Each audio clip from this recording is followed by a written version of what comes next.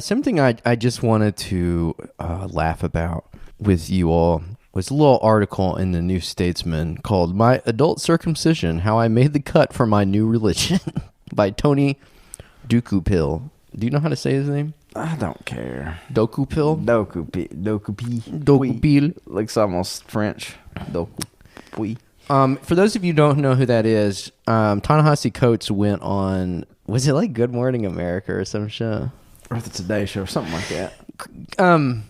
Yeah, it was one of those morning shows, and he was talking about his new book, and this fucking asshole, Tony Dokoupil, was just grilling him about, like, maybe I can insert the clip here. Ta-Nehisi, I want to dive into the Israel-Palestine section of the book, and I have to say, when I read the book, I imagine if I took your name out of it, took away the awards and the acclaim, took the cover off the book, the publishing house goes away, the content of that section would not be out of place in the backpack of an extremist. Either apartheid is right or it's wrong. It's really, really simple. Either what I saw was right or it's wrong. I mean, he was literally just endorsing Jim Crow. He was like Ta-Nehisi Coates was like, I think apartheid is wrong. And that guy was like, yeah, but it's fine because the Palestinians deserve it. Under a very specific set of circumstances, maybe it's good. His argument literally was the Palestinians deserve it. Yeah. Because they have dared to throw some rocks at Israeli soldiers. Right. Okay, that was weird enough in and of itself. But then, like, come to find out that this guy's a convert. Not only that, but he had an adult circumcision. Dog. I can't even, something I was thinking about, we were talking about this at the movie last night, is like, this is one of the few guys that knows what sex felt like before, because how it's like when you're circumcised, you get like all these feelings cut off, nerve endings cut off. I know. So, I mean, I don't know, because like I'm circumcised, so I don't know what it's like to have sex without being circumcised, but I imagine it's way fucking better. This guy willingly forewent that. Well, actually, what makes it even more deranged is that he already was circumcised. He already was circumcised, and he went in and got his penis cut. More? Yeah, they just cut his penis. He cut his penis so that he could scold Ta-Nehisi Coates on a morning show about how Palestinians deserve to be killed. Yeah. Can you imagine going in for that elective surgery and be like, listen, I know I'm circumcised, but maybe take a little more off the top? He took a little more. That's a deranged individual. Yeah, dude. Well, look, as I said to you last night, I grew up in a pretty Gentile corner of the world, but I've never heard of You don't say.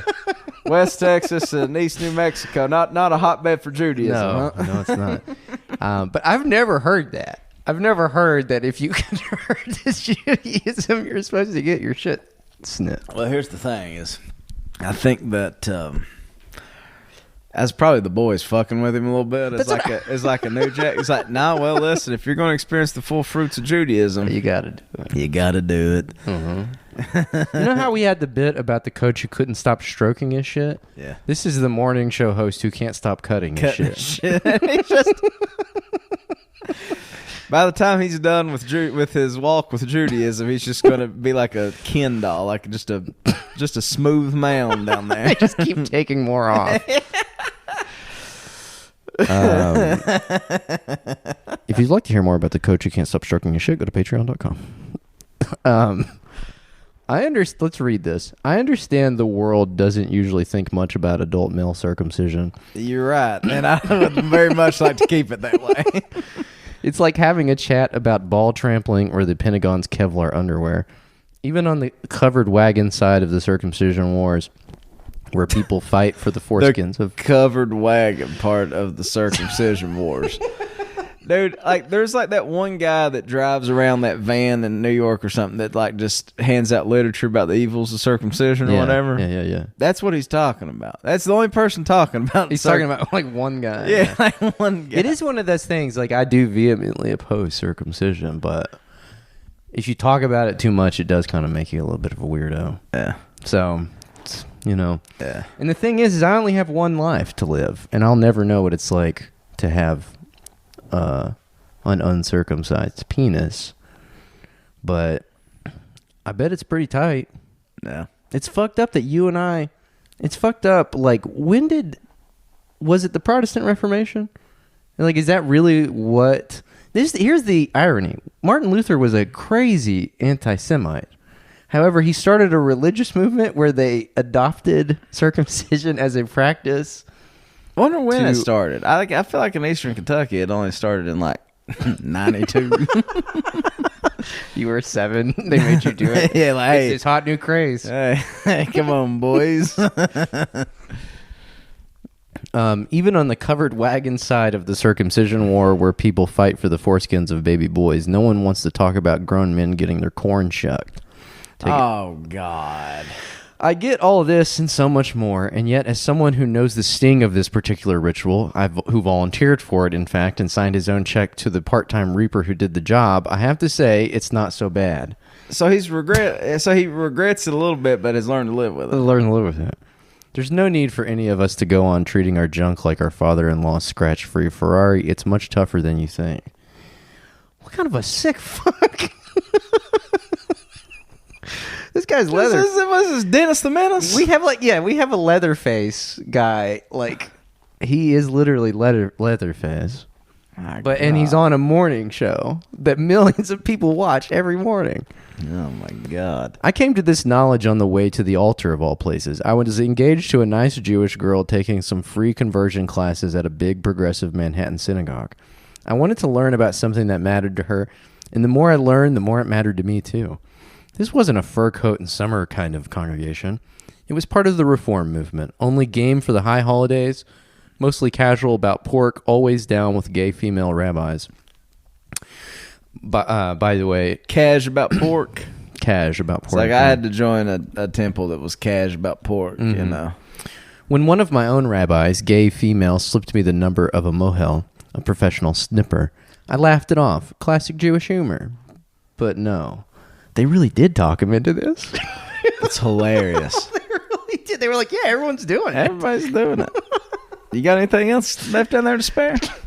Medically speaking, I was already circumcised, along with most of the other babies born in America in the 80s. Oh, wait. So it was just an 80s craze. You're right. Me and you just got, on the fucking... It was just... Why? We happened to be born in the decade where they were sniffing men. God. That's the only... That's the true generational divide in this country. Yeah. That's fucked. But that's no good for God. I needed a harafat dabrit, a drawing of blood. To remain uncut, I was told, is to remain spiritually cut off from the Jewish people. That's the idea of the covenant. While bloodletting has always been a condition of the Orthodox and conservative wings of Judaism, Reform congregations have been willing to welcome the sexually sheathed and uninjured.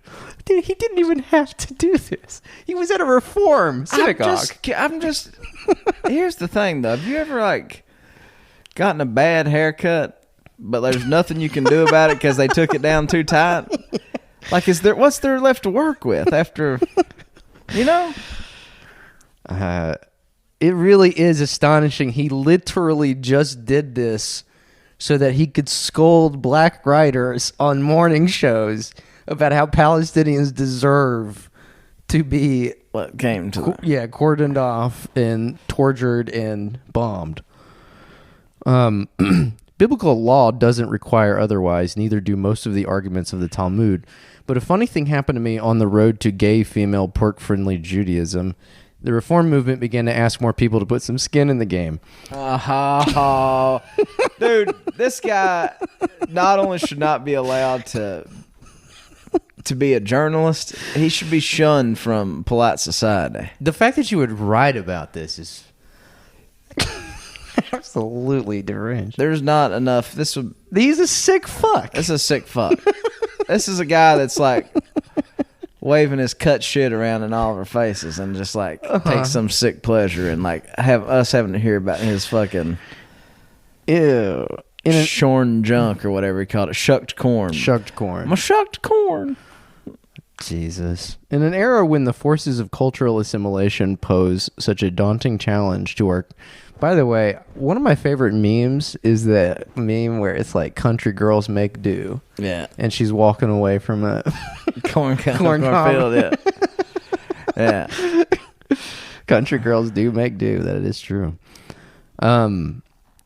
Rabbi Mark Wacholski explained in an essay in Reform Judaism that in an era when the forces of cultural assimilation pose such a daunting challenge to our continued existence as a distinct people, this admittedly ancient tribal custom bears a message that we do well to hear. This was literally a part of the whole ethno-supremacist thing. Like, he literally got his penis cut so that he could claim right to the ethno-supremacist thing, right? Like, that's what he's saying here, right? He's the forces of cultural assimilation pose a daunting challenge to our continued existence as a distinct people. You're already circumcised. You didn't have to do it. You didn't have to. Yeah, what I would have did is I would have went back to my wife and been like, yeah, it took a little off the top. Can I see? No. No, it's I went to a different what do they call the guy that does it? A shul or a mohel? A mohel? Yeah, I went to one. He's in a different town. You don't know him. Yeah, right. I would have just done what I've been doing my whole life, which is like, yeah, I'm Jewish. Yeah. I mean, I'm cut, so I might as well be. Culturally. Culturally Jewish. That's how I found myself biblically nude in a kind of spiritual locker room, a shower space in a converted brownstone, waiting on a man with a razor. The surroundings were civilized, more university club than Russian bathhouse. Blue-black tile ran along the floors and climbed the walls. A minty scent hung in the air. But all noise had already washed away in the roar of my thoughts. I was 12 when Lorena Bobbitt cut her husband down to the size of an elevator button, igniting prurience and anger. Remember that story? I do remember that story. I remember also when he went on, he became a WWF star briefly and appeared with Val. Remember when Val Venus got his shit cut off? Yes. And John Bobbitt was like part of that storyline? You really think about the cultural tides of the 90s and the 2000s, it was all leading up to this era of... It was. Yeah. Penis mutilation. Yeah. It was hard to get to 7th grade in the morning without encountering sliced soda jokes and love hurts humor. It all made the very idea of external genitalia seem, well, kind of crazy. All of it so fundamentally exposed. Dude, there's some interesting things going on in this essay. This is wild. It's like, I've always preferred an innie to an outie. Like, dude, I like to push my shit in. When I'm at repose, I sometimes like to push my shit in and see what it's like to be somebody else. There are some interesting things going on here. When the mohel arrived, he looked, I'm sorry to say, like Danny DeVito in Curls. We stood in silence. I opened my towel. Hello, groin. He opened a shaving bag with glinting instruments. Hello, knife. My mohel produced a pin-sized lance, which he welded ever so gently like Lady Grantham with a paring knife. He sliced, squeezed, dripped, and was done. The whole transaction was over in seconds, long before I could scream, faint, or decide if I liked it. Dude, he's a sick fuck. That's a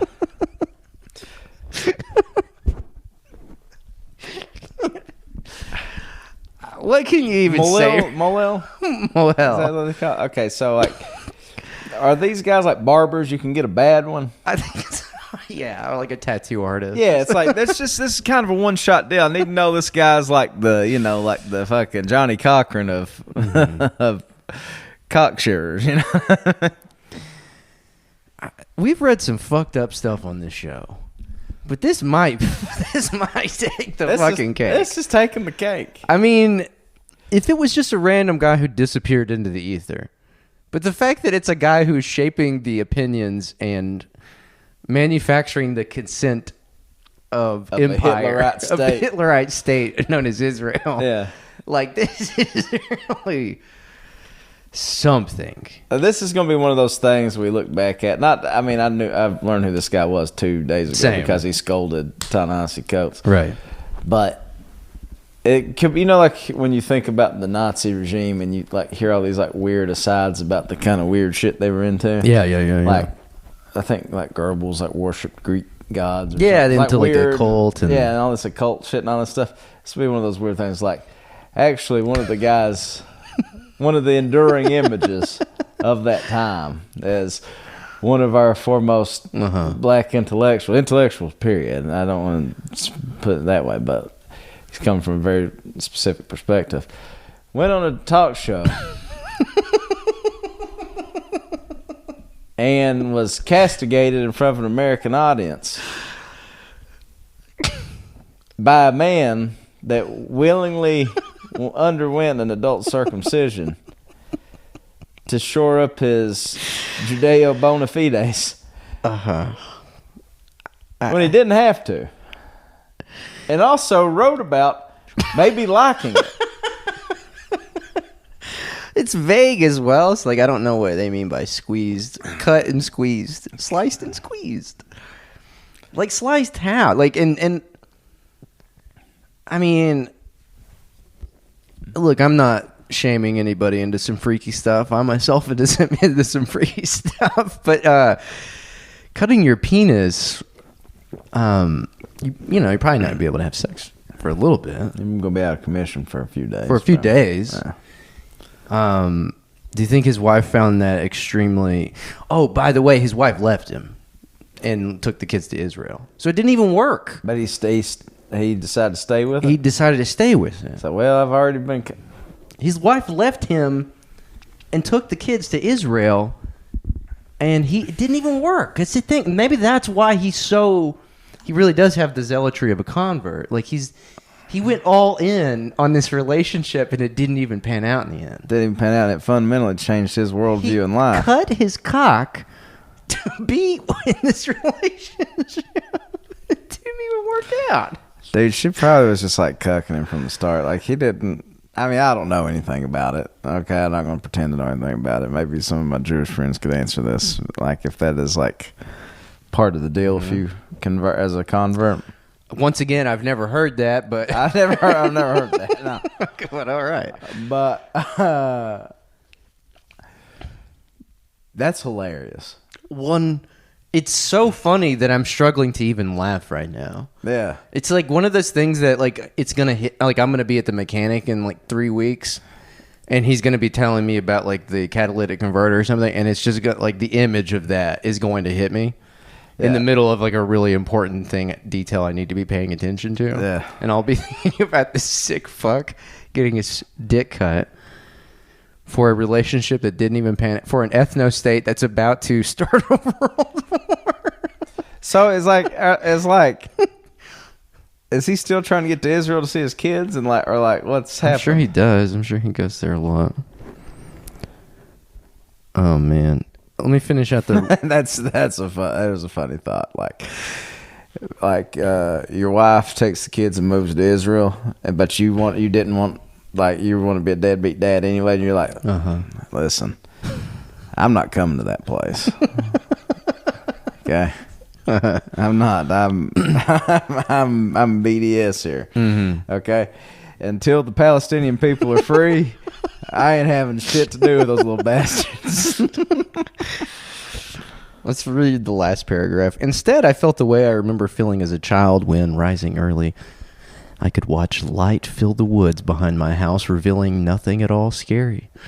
When the Mohel finally spoke, he spoke in Hebrew, and I couldn't make out a word of it.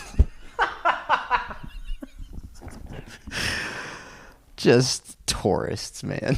Just tourists. People who cannot get enough killing, and they have to like... But I had this is the loophole. Yeah. You know. But I had the feeling that the substance of his words was important, and that if I could understand him, I would be in the possession of something profound, a message from God. It's only a penis. Wow. I'm going to tell you something. Maybe the only sensible thing he said there. That is true. Don't take your cock too seriously. Yeah, it is only a penis at the end of the day.